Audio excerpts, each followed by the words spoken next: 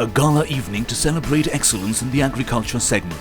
India Horticulture Future Forum 2023, powered by Bayer and knowledge partner Grant Thornton, was organized by Times Internet Limited in the National Capital Region with an aim to motivate India's industries upon the future of Indian horticulture and the security concerns that can be alleviated through the fruits and vegetables segment. The event was flagged off by a welcome speech by Professor Padmanand V, Partner, Public Sector Consulting, Grant Thornton Bharat LLP. Horticulture, again, if you look in terms of a bit of basic extrapolation, we have about 20 million hectares almost equally spread out between fruits and vegetable production. And we look at 14 crore farmers in India with average holding of say about 0.8 hectares. It would mean about 3 crore farmers involved in horticulture production for at least one season or one harvest. Now, how do we double this or triple this? That is one question. And why do we double or triple this? There are three major reasons. One is nutritional security. We have now moved far beyond food security, milk related, the green revolution, the revolution with regard to the milk, and now it's nutrition security. That's what we need to address. The second major reason is the Honorable PM, Prime Minister's and the government's agenda to double farmers' income.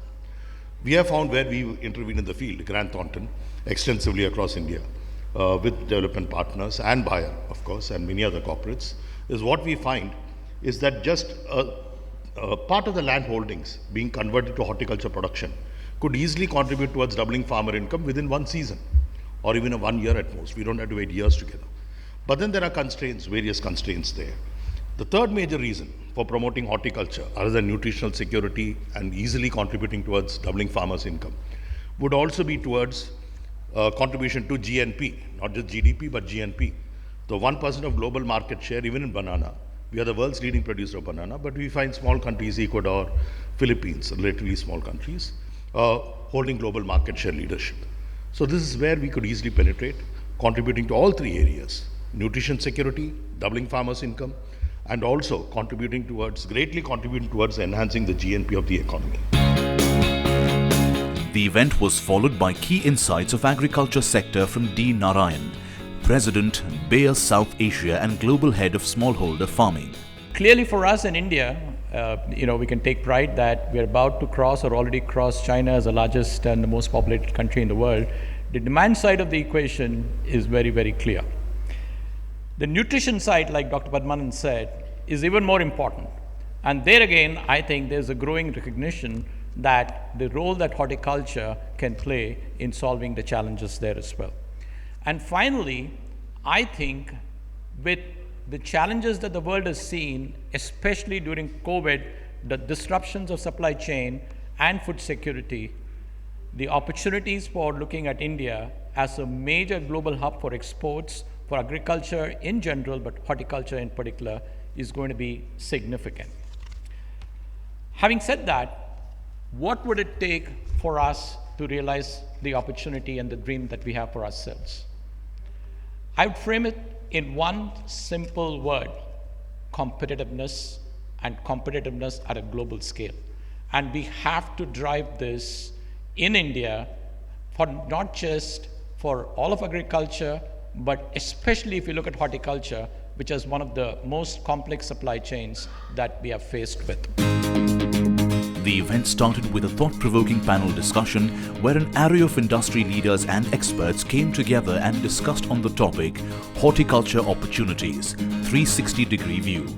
So first of all, India is not a food secure country, India is not a nutrition secure country. We only seem to be secure in food production because people are poor and they cannot afford to eat the nutritious food that everyone's talking about. As the economies expand with this government's policies, which they will, I'm optimistic as a farmer, people will get more prosperous, they'll be able to afford more food, and I think there will be a huge shortfall between demand and supply of fruits and vegetables, where we are and where we need to go. I also think that private sector is an essential part of this growth story. Farmers cannot prosper without private sector. Let's put that very clearly. But also we need transparency in regulation, we need transparency in accountability, we need all those things also to be there. The other problem is that the government And most of the academicians and consultancy firms talk about farm to fork. And I think as a farmer that is completely wrong. It is fork to farm. Farmers don't produce out of choice. They don't grow capsicum or onions or potatoes because they want to. I don't grow citrus because I want to. I grow it because either the government incentivizes me to grow something or the market tells me that this is the demand and I grow it and try and meet. So it's actually fork to farm. It's what is the pull factor that comes in or what is the push that comes from the government that makes that happen. I still think that solutions lie within the initiatives that are currently in place, whether it is in terms of good planting materials, whether it is in terms of improving productivity and increasing production. We are net importers. Even Punjab is a net importer of fruits and vegetables. India is a net importer.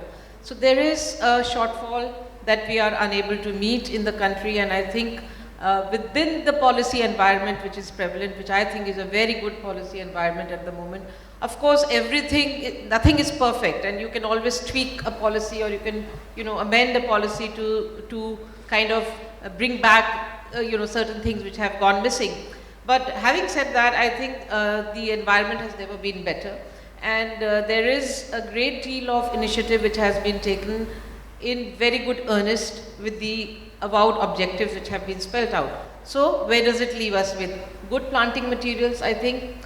I have examples galore where, interstate transportation of planting material, 40-50% losses during importing from neighboring states. And then the quality of that saplings that you get, planting material that you get, then the survival of that in the field. I mean, it's really very, adds to the cost of production, and then long periods of, uncertainty that prevail. It was followed by a special address by Chief Guest Dr. T. Mohapatra. Indian horticulture, the growth in recent times, more than 4% growth, that itself speaks that India is doing fairly well. Despite the bottlenecks, problems here and there, as has been already highlighted, more than 340 million tons are produced, more than 4% growth, annual growth, and every dining table having fruits and vegetables, as was rightly pointed out. For such a huge population and exporting, despite imports, so still there are enough scope for us to take pride in telling that our farmers have done pretty well. The event was followed by an interesting panel discussion on the farm, better inputs for better output. I believe that horticulture provides large opportunity to the smallholders in terms of higher incomes, and the best part is that income throughout the year, because most of our smallholder farmers, they are doing right now subsistence farming for field crops, where they have dependency on one or other crop throughout the year, and if one crop fails, they fails for the entire year.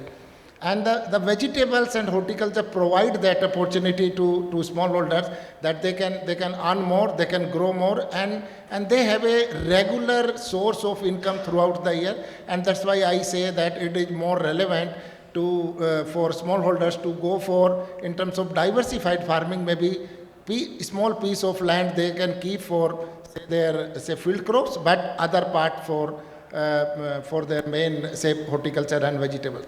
Even if the season is in the month of June, he is testing for the hybrids from May 15th, or he wants a hybrid which can be shown in the month of August. And earlier we are talking about that throughout the year the produce is getting, and farmers are using technology. Some of the panelists talked. Please remember, that's the major contribution comes from the seed industry. We made the seed industries and our breeders across the industry and public sector ensured that There are off-season hybrids available. There are hybrids available during the winter season. There are hybrids available during the times like in the hot summer. So that's the reason why our price point is completely normal, right? Now, price point is another major risk, a major factor that is actually deterrent to the growth of vegetables. We are highly price-sensitive consumers. We have, right?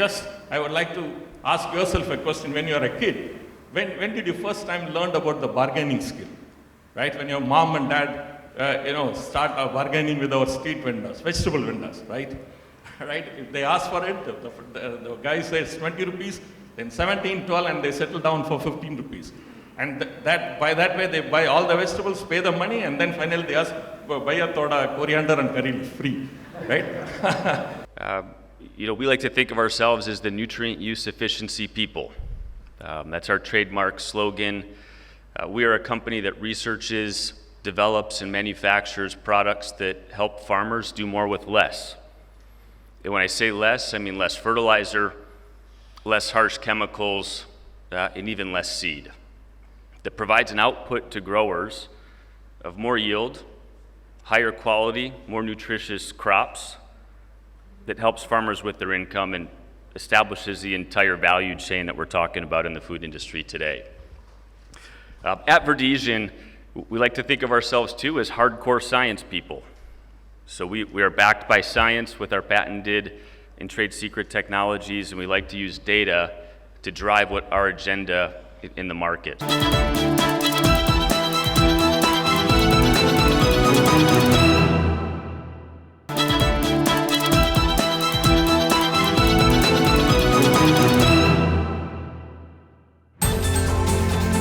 AgTech Revolution focusing horticulture was the next topic for an intriguing panel discussion. So I believe we're going to see some very interesting models. 2 or 3 trends which I think AgTech can drive in horticulture. First and foremost, branding of horticulture produce, which I don't think has happened at a scale in India. We've seen some example like Jasperi kiwi or Adani farm pick apple, some bananas from INI farm, Desai fruits. But I think the branded part in vegetables and fruits is still very small, and the reason is the supply chain is fragmented. You can't provide the same quality consistently throughout the year. So how do you build a brand, right? And I think that's where the role of AgTech comes. How do you manage the supply chain instead of it being supply driven for most of it? How do you make it demand driven? What Vehicle is doing, what Ninja Cart is doing. I think that can clearly drive a lot of sort of supply chain management solutions, right from farmer procurement to sort of reduction of post-harvest losses to quality management to cold store solutions and all the way to distribution and retail and to consumer. So I think that is one big change which I think AgTech can bring to the sector, and hopefully farmers would have a significant share of consumer price as supply chain become more organized and integrated from farm to retail or farm to consumer. There was a clear realization that this farmer wants an integrated solution. He wants a platform where in some sense he is able to do his end-to-end farming journey. He wants an advisory around his crop cycle. He wants to be able to purchase the inputs, right quality, right price, right time. He also has credit needs which he wants. Today often it is bundled with the offering, but in an unbundled fashion, and then finally be able to sell his produce. He wants an integrated solution for it, and there was a scope to do that at scale. The focus of Vehicle has been always to look at how we take the demand that we know from the consumers and then translate that into production and procurement plans, and continue to improve these accuracies of the forecast based on technology data and whatever algorithms and AIs that we've built so far. As part of building this post-harvest solution, we have brought in a lot of efficiencies in terms of automation in our warehouses and collection centers, and also in the logistics and distribution pieces. In line, the event was followed by an interesting panel discussion on fruits and vegetables for better health and nutrition. our FPO is working in a region known Purandar, which is like around 30 kilometers from Pune. This region specializes in growing figs and custard apple and guava. Figs are also a GI commodity of India. And yes, the FPO was conceptualized in 2014 when I was studying my MBA and I first visited Fruit Logistica. At Fruit Logistica Berlin, I came to know that farmers dressed in suits and boots and exporting their commodities, proudly selling their commodities across the world. Even the highly perishable berries could travel all the world. So then those thoughts came to me that if that can happen around the world, why not in my region?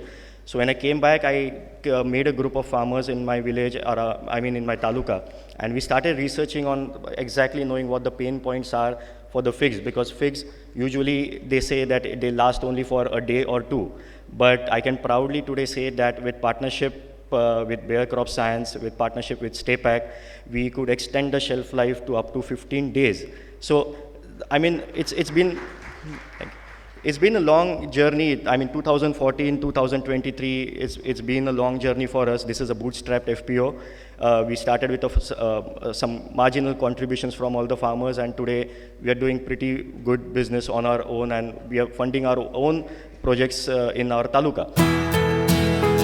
The event was followed by a thought-provoking panel discussion on export opportunity for India in horticulture. The government policies are a huge plus. I think there's absolutely no complaints about the intent of the government. The production-linked incentives are huge. The production support that the Indian government is able to offer for the farmers and for the exporters is very, very significant. And to do it with WTO compliance is not an easy task, but that's definitely something we are very thankful to the government for doing the right policies. So for example, we have our infrastructure for the pack house as well as the vehicles, which are all funded by APIDA. And there's no country that I know which gives so much of subsidized support. In fact, it's cheaper for Indian exporters to buy a reefer vehicle than to buy a regular vehicle. So it is so interesting that, you know, it's a no-brainer. We should just be investing in reefer vehicles. And actually, it's a great win-win for the government as well as for the farmers. It's important to modify or to improve some of the practices. So the first thing is food safety regulations. Right? If any farmer from India wants to export, they need to get certified. And there are different ways of certifying. There are global gap certification, HACCP, etc. Besides this, most retailers in Europe, they have secondary standards. And these secondary standards, they are actually focusing on MRLs, so pesticide use has to be done in an appropriate manner. I am glad to inform the audience here that in a period of 3 years, the export of vegetables crossed 100 metric ton. And in the horticulture sector, if we say from a landlocked area, if we are able to push the exports beyond 100 metric ton, that is really an achievement.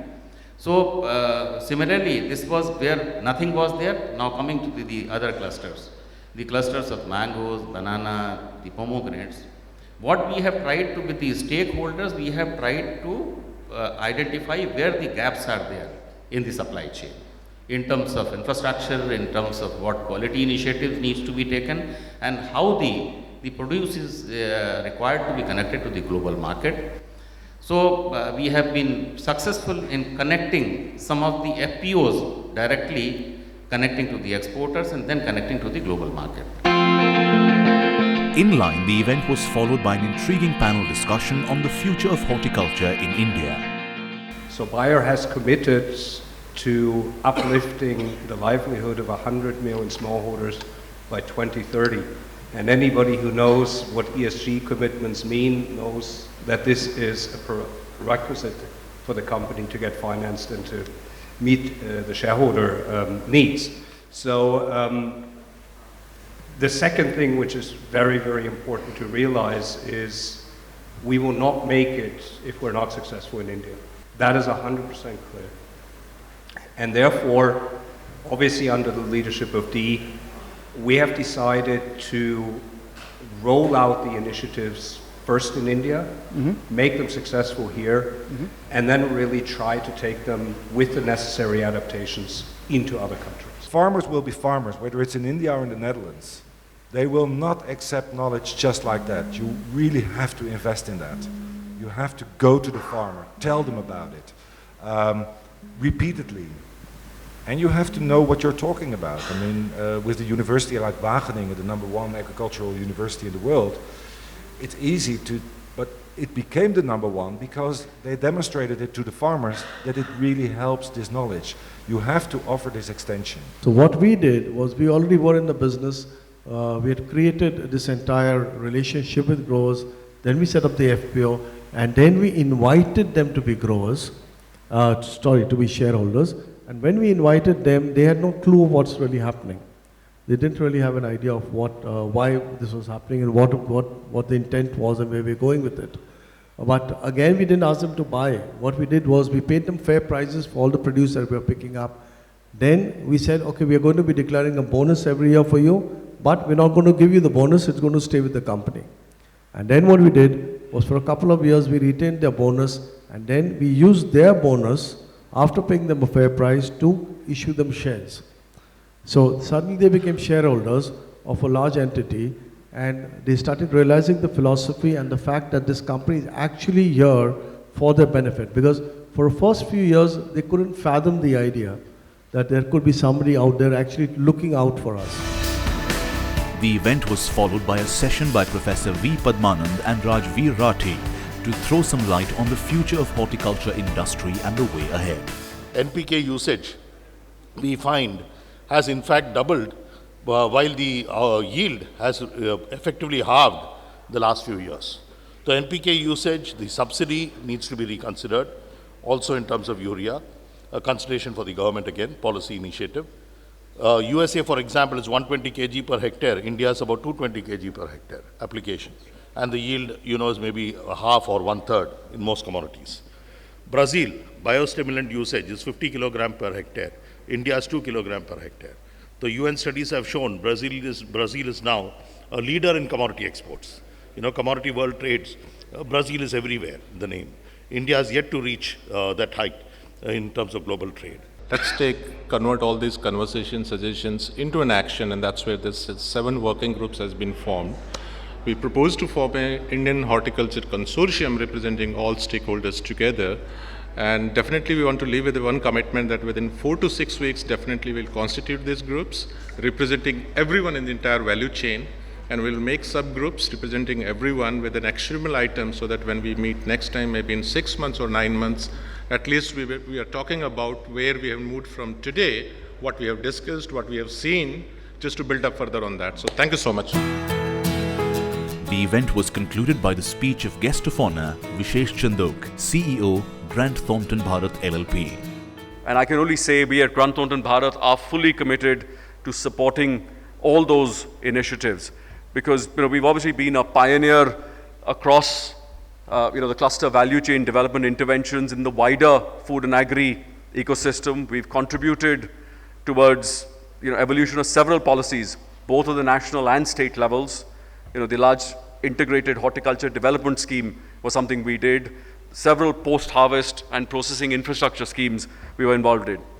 So, and at the field level at GT Bharat, we've also contributed towards establishment of over $1 billion worth of post-harvest and processing infrastructure on PPP mode in our country. So, the task at hand is cut out. The task at hand is much larger. I'd like to thank Bayer, Economic Times, without whom this forum today would not have been possible, and of course, all the sponsors whose support means so much, led by Verdesian, of course. I'd say, just to conclude, collaboration is our first core value at Grant Thornton Bharat, and really that's what stood out for me. To be able to shape this ecosystem, collaboration of all those players will be key as we look out over the next 25 years towards what we call Amrit Kal, right? Our 100 years as an independent nation. I started with some numbers, that 6% of GDP, etc., and I'll finish with a quote.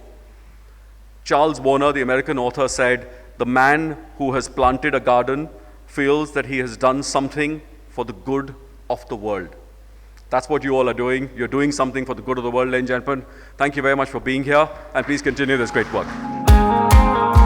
India Horticulture Future Forum 2023 culminated on high-voltage discussions, pride and a sense of achievement. Though the curtain on the show had downed, but the search for excellence by the Times Group will go on.